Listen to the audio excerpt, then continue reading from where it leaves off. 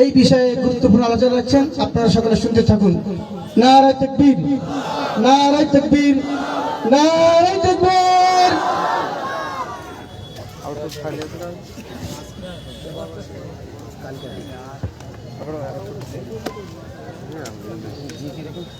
আসসালামু আলাইকুম।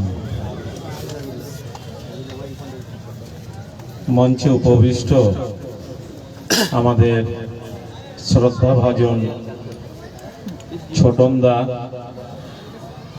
ভানু সরকার, আমাদের ওলামায়ে কেরাম, বিভিন্ন গ্রামের সম্মানীয় ইমাম ভাইয়েরা এবং এই সোনপুর এলাকার সম্মানীয়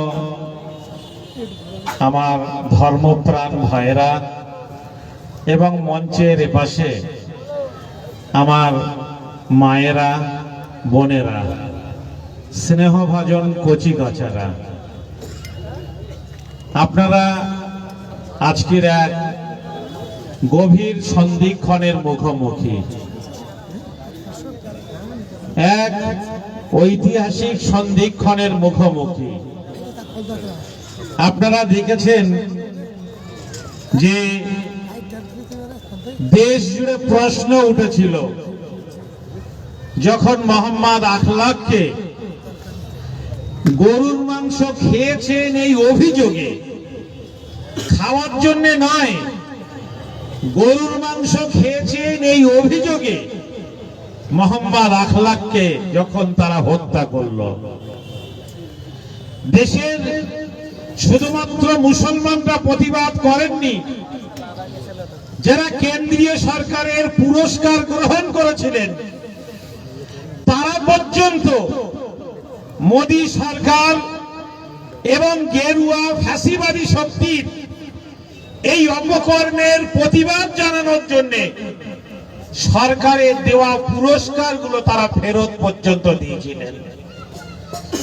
আজকে যখন আই লাভ মোহাম্মদ, আমার পূর্বে ভানু বলেছেন যে কোনো মানুষকে আই লাভ বলা যায়, যে কোনো মনীষীকে ভালোবাসা যায়, যে কোনো মহাপুরুষকে ভালোবাসা যায়, যে কোনো রাজনীতিবিদকে ভালোবাসা যায়।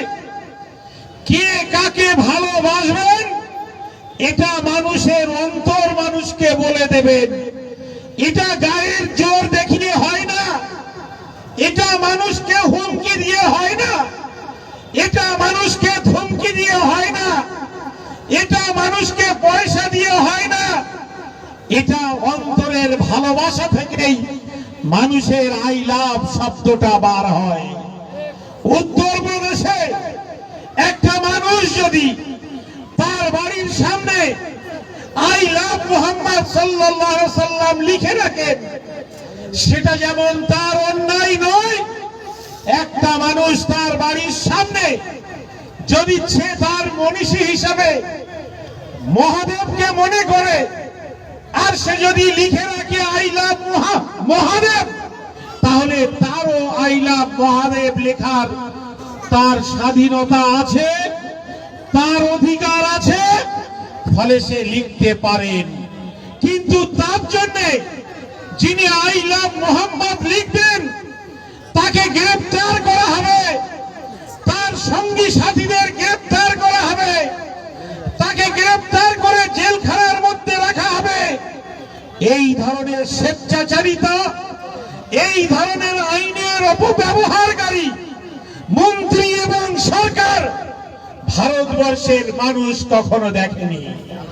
কেন আজকে তোমরা নবী মুহাম্মদ সাল্লাল্লাহু আলাইহি সাল্লামকে ভয় পাচ্ছ? কেন তোমরা আজকে একত্ববাদকে ভয় পাচ্ছ? এটা কিন্তু শিক্ষিত সুধীজন মানুষরা জানেন। আমি বলবো আই লাভ মোহাম্মদ এটা ভালোবাসার শব্দ, এটা মহব্বতের শব্দ, এটা প্রেমের শব্দ, এটা অন্তরের মধ্যে জায়গা করে নেওয়ার শব্দ। এই শব্দটা যারা ব্যবহার করেছে তারা কিন্তু হিংসা ছড়ায়নি, কিন্তু তারপরে এই ভালোবাসার শব্দ ব্যবহার করার পরে যারা কেস দিয়েছে, পুলিশকে লেলিয়ে দিয়েছে, তারা আজকে দেশ জুড়ে হিংসার পরিবেশ তৈরি করতে চাইছে। আমার ভাই ভানু আপনাদের বলেছেন আগুনকে ব্যবহার করুন, কিন্তু আগুনে ঝাঁপ দিলে চলবে না। আমি শুধু ভানুকে ধন্যবাদ জানাবো না, ছোটন দা এসেছেন, আমি ছোটন দাসকে শুধু ধন্যবাদ জানাবো না, ধন্যবাদ জানাবো ভারতবর্ষের সেই সমস্ত গেরুয়া বসনধারী যারা সাধু সন্ত, তাদেরকে, যারা যোগী সরকারের এই ঔদ্ধত্য এবং হিংসামূলক ব্যবহারের প্রতিবাদ জানানোর জন্য সাধু হয়ে গেরুয়া পোশাক পরে বলছেন I love Mohammad, I love Mohammad, I love Mohammad. আমি সেই সমস্ত সাধু সন্ন্যাসীদেরকেও ধন্যবাদ জানাবো। নরেন্দ্র মোদী জানি তার গুরু যোগী আদিত্যনাথের গুরু নরেন্দ্র মোদী, তিনি বলেন मैं तो भिखारी हूं, ঝোলা লেকে চলা যাएंगे। তিনি যেন এখানে ব্যবসা করতে এসেছেন। ভারতবর্ষের প্রধানমন্ত্রীর চেয়ারটা যেন একজন আদানি আম্বানিদের মতো বড় ব্যবসায়ীর চেয়ারে পরিণত হয়েছে, যে লাভ হলে চেয়ারে থাকবো, যদি লাভ না হয়, যদি লস হয়, তাহলে ঝোলা নিয়ে আমি চেয়ার ছেড়ে দিয়ে চলে যাব। তাকে ভারতবর্ষের প্রধানমন্ত্রীর চেয়ারে বসানো হয়েছে। ঝোলা কাঁধে নিয়ে ঘুরবেন আর হেরে গেলে ঝোলা নিয়ে চলে যাবে, এই জন্য প্রধানমন্ত্রীর চেয়ারে বসানো হয়নি। ভারতবর্ষের 125 কোটি মানুষের আদর্শ আছে, তাদের সম্মান আছে, তাদের স্বাধীনতা বোধ আছে। এই ভারতবর্ষের প্রত্যেকটি মাটিকে ভারতবর্ষের 125 কোটি মানুষ তারা ভালোবাসে। ফলে তাদের ভালোবাসার মূল্য দেওয়ার দায়িত্ব নরেন্দ্র মোদীর। আমি মোদীজি তোমাকে তো জানি, তুমি এক সময় পাকিস্তানের তৎকালীন প্রধানমন্ত্রী নওয়াজ শরীফের সঙ্গে তোমার ভালোবাসা হয়েছিল, তুমি তার মেয়ের বিয়েতে গিয়েছিলে। ভারতবর্ষের মুসলমানরা তো তা নিয়ে প্রতিবাদ করেনি। আমরা জানি যে কারো প্রতি কারো দুর্বলতা থাকতে পারে, কারো প্রতি কারো ভালোবাসা থাকতে পারে। লাল কৃষ্ণ আদবানি, যিনি বাবরি মসজিদ দাঁড়িয়ে থেকে ভেঙেছিলেন, তিনি যখন পাকিস্তান সফরে গেলেন, পাকিস্তান সফর করার পরে পাকিস্তান থেকে ফিরে এসে এই ভারতকে ভাঙার জন্য এই দেশের মুসলমানরা যাকে দায়ী করেন, সেই মোহাম্মদ আলী জিন্নাকে লাল কৃষ্ণ আদবানি বললেন যে মোহাম্মদ আলী জিন্না একটা বড় মনের মানুষ ছিলেন। এটা যদি মুসলমান করে বলতো, তাহলে মোদীর সরকার, অমিত শাহের পুলিশ, যোগী আদিত্যনাথের পুলিশ তাকে হয়তো লাইফ টাইম জেলের মধ্যে রেখে দিতেন। কিন্তু বললেন কে?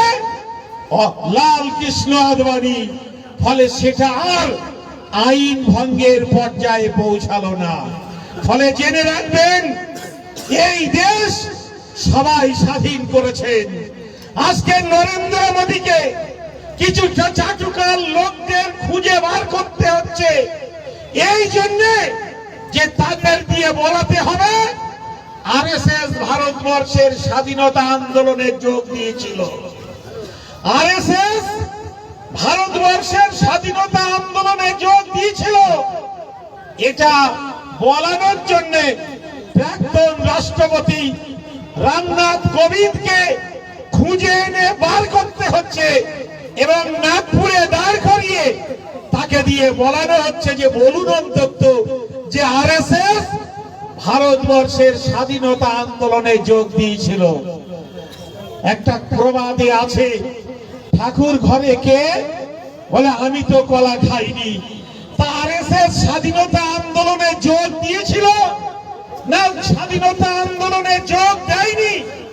এটা তো ভারতবর্ষের মানুষ শুনতে চাইছেন না। আসল ঘটনা তো ভারতবর্ষের ইতিহাসে লেখা আছে, সেটা তো ভারতবর্ষের ছাত্ররা জানে, ভারতবর্ষের যুবকরা জানে, ভারতবর্ষের রাজনীতিবিদরা জানে, ভারতবর্ষের ঐতিহাসিকরা জানেন, ভারতবর্ষের গবেষকরা জানেন যে আরএসএস স্বাধীনতা আন্দোলনে যোগ দিয়েছিল না আরএসএস স্বাধীনতা আন্দোলনে যোগ দেয়নি, সবাই জানে। তাহলে এখন কেন লোক ভাড়া করে বলতে হচ্ছে যে আপনি বলুন আরএসএস স্বাধীনতা আন্দোলনে যোগ দিয়েছিল? এইভাবে একটা যারা দেশের জন্য কোনো অবদান নেই তাদেরকে যদি মিথ্যাভাবে মানুষকে ভুল বোঝানোর জন্য এভাবে যদি তারা এগিয়ে যেতে চায়, জেনে রাখবেন ইতিহাস কিন্তু বিকৃত করা যায় না, ইতিহাস চেপে রাখা যায় না। ইতিহাস রাজনৈতিক ক্ষমতার কাছে, রাজনৈতিক দাম্ভিকতার কাছে ইতিহাস কিন্তু পরাজয় স্বীকার করে না। আজ এই হিটলার মানুষকে হত্যা করেছিল, সেই হিটলারকে কিন্তু ভারতবর্ষের কোন মানুষ, 5টা মানুষও মহাপুরুষ আখ্যায়িত করেনি। আজকে ইসরায়েলের প্রধানমন্ত্রী, আপনারা দেখেছেন ইসরায়েলের প্রধানমন্ত্রী, তিনি গোটা পৃথিবীর মানুষ যখন গাজার ক্ষুধার্ত মানুষদের জন্য আওয়াজ তুলেছেন, মুসলমান দেশগুলো নয়, যখন মুসলিম বেশিরভাগ দেশ নীরবতা পালন করছে, তখন অমুসলিম দেশগুলো থেকে মানবাধিকার কর্মী যারা, যারা মানবতাবাদী, যারা স্বেচ্ছাসেবী, যারা স্বাধীনতা প্রেমী, যারা গণতন্ত্র প্রেমী, তারা ইসরায়েলের সৈন্যবাহিনীদের সঙ্গে লড়াই করে, যুদ্ধ ঘোষণা করে তারা গাজা ভূখণ্ডের ক্ষুধার্ত মানুষদের কাছে খাবার পৌঁছানোর জন্য তারা খাবার নিয়ে জাহাজ ভাড়া করে নিজেদের উদ্যোগে সমুদ্র পাড়ি দিয়ে তারা গাজা ভূখণ্ডে যাওয়ার চেষ্টা করছেন। কেন না পৃথিবীতে মানবতা বেঁচে থাকে, হিংস্র মানুষ বেঁচে থাকে না। হিটলার বেঁচে নেই, কোন হিটলারের মতো মানুষ তারা বেঁচে থাকবে না। আবু লাহাব বেঁচে নেই, আবু জেহেল বেঁচে নেই, ইতিহাসে কিন্তু তাদের কথাও স্বর্ণাক্ষরে লেখা নেই। তাই জেনে রাখবেন, আজকের যদি নরেন্দ্র মোদী মনে করেন যে তিনি হিটলারের ভূমিকা নেবেন, আজকে যদি উত্তরপ্রদেশের মুখ্যমন্ত্রী আদিত্যনাথ যোগী মনে করেন যে তিনি হিটলারের ভূমিকা নেবেন, জেনে রাখবেন আজকের পুলিশ আছে, সাংবিধানিক প্রধান পদে বসে আছেন, আপনি হয়তো পুলিশকে নিয়ে, পুলিশকে দিয়ে বেআইনি কাজ করাতে পারেন, আইন ভাঙতে পারেন, মানবাধিকার ভাঙতে পারেন, গণতন্ত্র ভাঙতে পারেন, নিরীহ মানুষকে গ্রেফতার করতে পারেন, মাওলানাদের গ্রেফতার করতে পারেন, মুসলমানদের গ্রেফতার করতে পারেন, কিন্তু জেনে রাখবেন যে ইতিহাস হিটলারকে ক্ষমা করেনি, সেই ইতিহাস কিন্তু নরেন্দ্র মোদীকে ক্ষমা করবে না, সেই ইতিহাস কিন্তু উত্তরপ্রদেশের মুখ্যমন্ত্রী ক্ষমা করবে না। আপনাদের কাছে বলে যেতে চাই, আজকের পবিত্র জুমাবার এই দিনের আগেও কিন্তু বহু মাওলানাকে গ্রেফতার করা হয়েছে, তাদের আজকে জুমার নামাজটুকুও পড়তে দেওয়া হয়নি। কি তাদের অপরাধ? তারা বলেছিল আই লাভ মোহাম্মদ। তারা কাকে ভালোবাসবে সেটা নরেন্দ্র মোদী ঠিক করে দেবে। মুসলমানরা কাকে মনীষী হিসেবে মানবেন সেটা যোগী আদিত্যনাথ ঠিক করে দেবেন। এটা কিন্তু কখনো হতে পারে না। ইতিহাস কিন্তু এই চাকা নিয়ে এই গতিতে চলে না। ফলে জেনে রাখবেন, মুসলমানরা কিন্তু মানবতাকে সব সময় সম্মান জানিয়ে এসেছে। আর তাই আজকে 1000 বছর পরেও নবী মুহাম্মদুর রাসূলুল্লাহ সাল্লাল্লাহু আলাইহি সাল্লাম তিনি যে মানবতার কথা বলেছেন, তা সেই মানবতার পক্ষে শুধু ভারতবর্ষের মুসলমান নয়, শুধু আরবের মুসলমান নয়, শুধু আফ্রিকার মুসলমান নয়, পৃথিবীর যেখানে সূর্য ওঠে আর যেখানে সূর্য অস্ত যায়, পৃথিবীর উত্তর মেরু থেকে পৃথিবীর দক্ষিণ মেরু পর্যন্ত আপনি যেখানে যাবেন সেখানে দেখবেন আই লাভ মোহাম্মদ বলার মতো মানুষ অপেক্ষা করছেন। 5 বার 24 ঘন্টায় 5 বার তারা অত্যন্ত বলিষ্ঠভাবে বলছেন, আমি সাক্ষ্য দিচ্ছি আল্লাহ ছাড়া কোনো মাবুদ নেই, আর নবী মুহাম্মদুর রাসূলুল্লাহ সাল্লাল্লাহু আলাইহি সাল্লাম আল্লাহর পক্ষ থেকে প্রেরিত পয়গম্বর।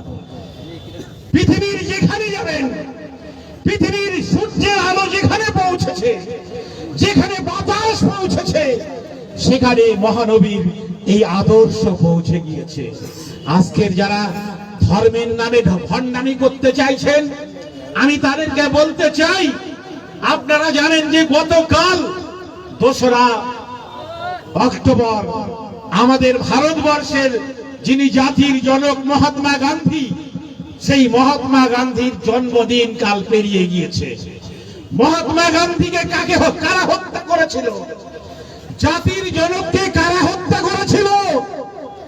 আজকে দেশভক্তদের কাছে জানতে চাই যে মোদী নিজেকে দেশভক্ত বলেন, যে যোগী নিজেকে দেশভক্ত বলেন, তাদের কাছে জানতে চাই যে ভারতবর্ষের জাতির জনক মহাত্মা গান্ধীকে কারা হত্যা করেছিল? লজ্জা লাগে না? এই মহাত্মা গান্ধীর হত্যাকারী নাথুরাম গডসের গলায় ভারতবর্ষের প্রধানমন্ত্রী নরেন্দ্র মোদী যখন মালা দেয়, একজন হত্যাকারীর গলায় যখন মালা দেয়, একজন হত্যাকারীকে যখন পুজো করে, একজন জাতির জনককে হত্যাকারীকে যখন তারা দেশপ্রেমিক আখ্যা দেয়, লজ্জা করে না? মুসলমানরা এই ধরনের জঙ্গিপনার সঙ্গে কখনো আপোষ করেনি। সেই জাতির জনক মহাত্মা গান্ধী কি বলেছেন? তিনি বলেছেন নবী মুহাম্মদ সাল্লাল্লাহু আলাইহি সাল্লাম ছিলেন একজন সত্যনিষ্ঠ, সরল, সহজ, আত্মনিবেদিত ও আল্লাহর উপর আস্থা রাখা মানুষ। কে বলছেন? জাতির জনক মহাত্মা গান্ধী বলছেন। বলুন যে মহাত্মা গান্ধীর এই মূল্যায়নটা ঠিক নেই? বলবেন যে মহাত্মা গান্ধী যেটা বলেছেন সেটা ঠিক নয়? তাহলে স্বামী বিবেকানন্দ কি বলেছেন? আমি জানি না যে নরেন্দ্র মোদীরা, অমিত শাহরা তারা স্বামী বিবেকানন্দকে কতটা সম্মান করেন, কেননা ওরা তো এখন বাঙালি বিদ্বেষী। আর স্বামী বিবেকানন্দ ছিলেন একজন বাঙালি, তাকে সম্মান করবেন কি করবেন না আমি জানি না। রবীন্দ্রনাথকেও সম্মান করেন না, ওরা বিদ্যাসাগরকেও সম্মান করে না। কি বলেছেন আপনাদের ধর্মগুরু স্বামী বিবেকানন্দ?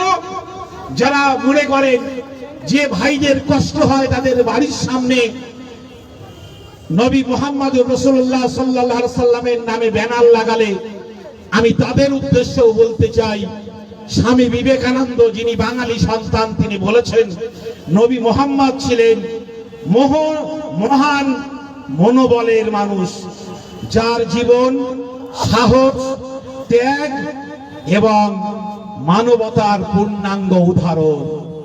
কে বলছেন? স্বামী বিবেকানন্দ বলছেন যে নবী মুহাম্মদ হচ্ছেন একজন মানবতার পূর্ণাঙ্গ উদাহরণ। আজকে কেন ভয় পাচ্ছেন নরেন্দ্র মোদীরা? কেন ভয় পাচ্ছেন তারা? শুনলে অবাক হবেন।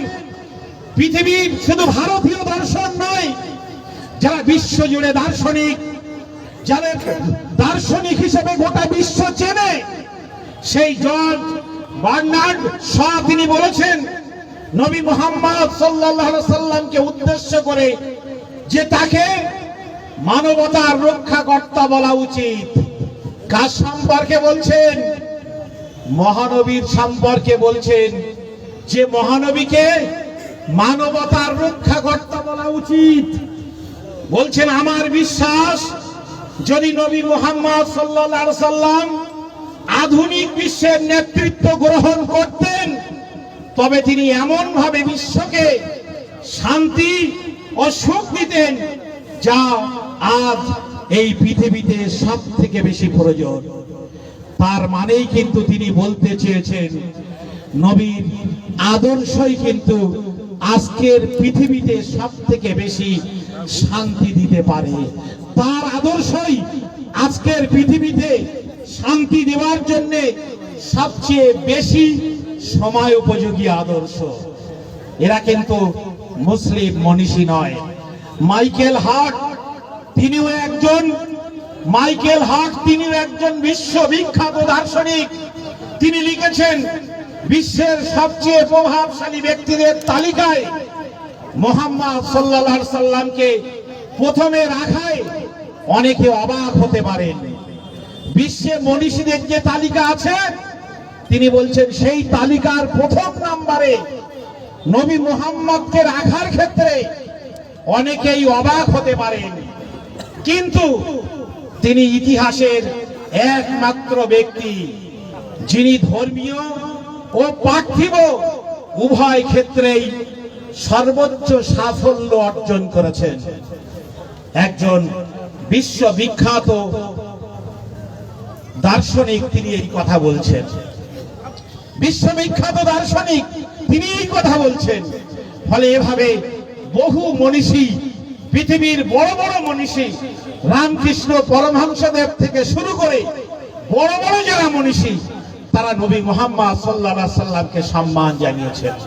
ছোটনদা বসে আছেন, আমি দীর্ঘ সময় আপনাদের কাছে নষ্ট করতে চাই না, শুধু বলতে চাই যে একজন কবি বলেছেন যে মানির মান করিব হানি, মানির মান করিব হানি, মানিরে সবে হেন কাজ।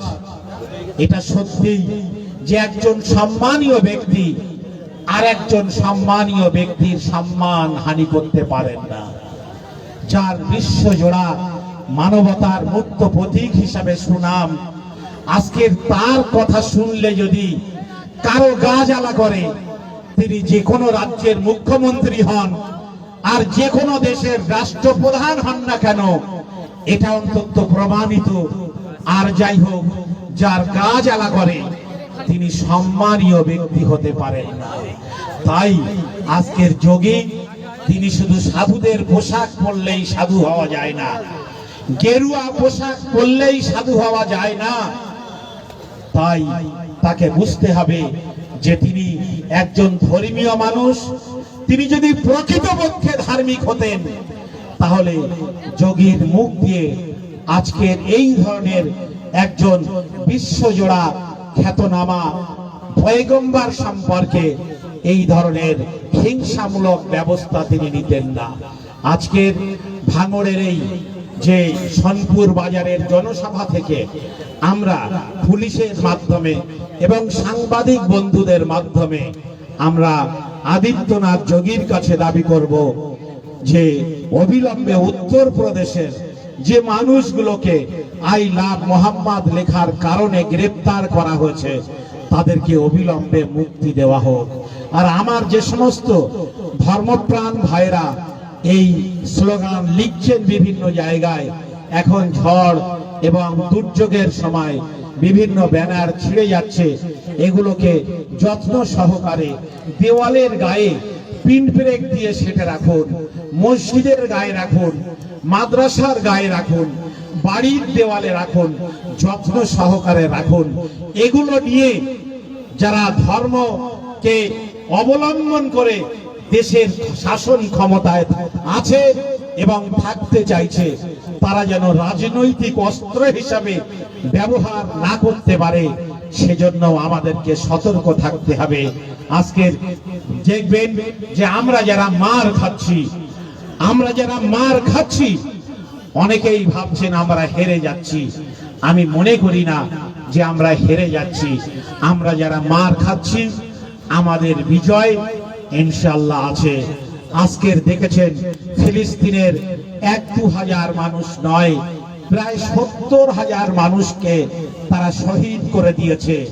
তারপরে গোটা পৃথিবীর মানবতাবাদী মানুষদের, তারা মুসলমানদের নয়, জাতি ধর্ম বর্ণ নির্বিশেষে গোটা বিশ্বের মানবতাবাদী মানুষরা আজকে এক বাক্যে তারা গাজার ফিলিস্তিনের মানুষের পক্ষে দাঁড়িয়েছেন। কেন? না তাদের কুরবানি, তাদের ত্যাগ, মাতৃভূমির প্রতি তাদের ভালোবাসা, নিজেদের আদর্শের প্রতি অটুট থাকা, এটা কিন্তু তারা সেই পরীক্ষায় মার খেয়ে উত্তীর্ণ হয়েছে। সোশ্যাল মিডিয়ায় সবার হাতে আছে রক্তাক্ত শিশু, মা হারা, পিতা হারা রক্তাক্ত শিশুগুলো, ছোট্ট বোন তার রক্তাক্ত ভাইকে ডেকে দেখাচ্ছে, ভাই দেখো আমার পা দিয়ে রক্ত বার হচ্ছে, ভাই দেখো ইসরায়েলের বোমার আঘাতে আমার মাথা দিয়ে রক্ত বার হচ্ছে। ভাই তার শিশু বোনটার দিকে দেখাচ্ছে, তার শিশু বোনের দিকে সান্ত্বনা দিচ্ছে, আবার নিজের কপাল থেকে যে রক্ত বার হচ্ছে সেই রক্তটাও কিন্তু মোছার চেষ্টা করছে। মার খেয়ে খেয়ে তাদের আদর্শের প্রতি অটুট থেকে গোটা বিশ্বের মানবতাবাদী মানুষের মন তারা জয় করে নিয়েছে। শুধু আদিত্যনাথ যোগীদেরকে বলতে চাই, এই পৃথিবীতে নবী মুহাম্মদ সাল্লাল্লাহু আলাইহি সাল্লাম তিনি ভালোবাসা দিয়ে এই পৃথিবী জয় করেছেন, তিনি মানবতা দিয়ে এই পৃথিবীতে এই পৃথিবীকে জয় করেছেন, তার আদর্শ দিয়ে, তার ন্যায় পরায়ণতা দিয়ে তিনি গোটা পৃথিবীর ঐতিহাসিকদের মন জয় করেছেন, গোটা পৃথিবীর দার্শনিকদের মন জয় করেছেন, গোটা অমানবিক এটি হচ্ছে